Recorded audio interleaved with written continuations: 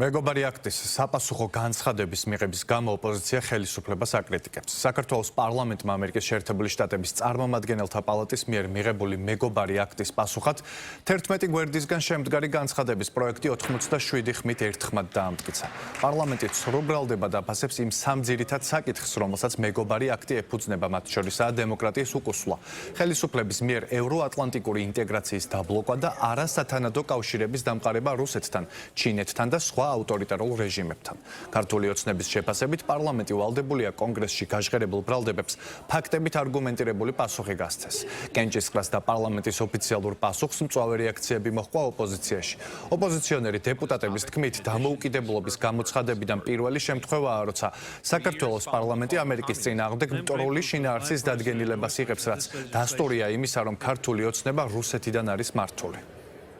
რეალური გავლენა რა თქმა უნდა შეუძლებელია ქონდეს ნებისმიერ დოკუმენტს ან ნებისმიერ გადაწყვეტილებას, რომელიც მიიღება ერთწოდებული ივანიშვილის ბანდის წევრების მიერ, იმიტომ რომ თავად გადაწყვეტილებას ამ ქვეყანაში იღებს ივანიშვილი, რომელიც ანგარიშვალდებული და დაკავშირებული არის რუსულ უშიშროებასთან, ამიტომაც ნებისმიერი მსგავსი დოკუმენტი, ნებისმიერი მსგავსი განცხადება უნდა იქნას ახმული ზოგადად რუსულ კონტექსტში, ხო? ანუ რა პოზიცია აქვს ამ რეგიონში რუსეთს, რა პოზიცია აქვს ამ რეგიონში და ამ ქვეყანაში კონკრეტულად კრემლს და რას უპირისპირებს ის ამერიკის ძალიან მნიშვნელოვან აი სამშვიდობო პოლიტიკას, რომელსაც ალტერნატივა არ აქვს. მეგობარი აქტი ერთის მხრივ არის ძიმე კრიტიკა, მაგრამ მეორეს მხრივ არის ახალი შესაძლებლობების გახსნა ქართული სახელმწიფოსათვის. ეხლა ჩვენთვის მნიშვნელოვანი არის არა რაღაც კრიტიკული გზავნილების გაცვლა ერთმანეთთან, შეძახილები და რაღაც ზოგიერთი დეპუტატის სრულად არასათანადო გამოსვლები, არამედ მნიშვნელოვანია, რომ იმ პრობლემებზე მოხდეს ფოკუსირება, რის გამოც მოხდა ასეთი ფუნდამენტური რღვევა ჩვენსა და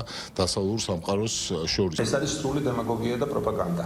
ხა ჩვენ ეგრე ამ დოკუმენტში ისიც წერია, რომ თურმე ამ ქვეყანაში არსებობს დამოუკიდებელი სასამართლო, რომ თურმე ამ ქვეყანაში ტარდება თავისუფალი და სამართლიანი არჩევნები.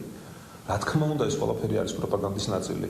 ასე, ოცნებას რომ ვკითხოთ, ეკონომიკური აღმავლობაც გვაქვს ერთის მხრივ, ციფრებით და მანიპულირებული სტატისტიკით. რა მნიშვნელობა აქვს რუსეთთან, ასე ვთქვათ, ოფიციალურ ურთიერთობას, როდესაც არაოფიციალურადაც ბევრად მეტად შეგიძლია დააზიანოს შენი ქვეყნის ინტერესები და სამწუხაროდ ოცნება აკეთებს.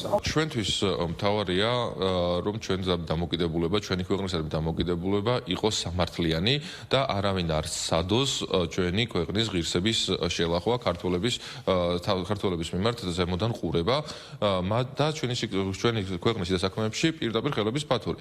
ეს ზუსტად deep state-ის მიერ მართული პროცესის ერთ-ერთი შემადგენელი ნაწილია მეგობარი აქტის სახელით მიღებული, მაგრამ რეალურად მტრული აქტი ჩვენი ქვეყნის ინტერესების ქართველი ხალხის მიმართ, რომელიც აბსოლუტურად გაჯერებულია ტყუილობით და ერთ-ერთი მიზანი აქვს, რომ მე ამ ყველაფერზე ამ აქტთან დაკავშირებით გაკეთდეს კომენტარები როგორც ქვეყნის შიგნით, ასე ქვეყნის გარედანაც და კიდევ ერთხელ შეეცადონ ეს ადამიანები, რომ ჩვენს ქვეყანაში აღქმა გაჩნდეს, რომ თითქოს ვინმე იზოლირებულია ან რა ურთიერთობები არის გაფუჭებული. ჩვენ ვართ მომავლისკენ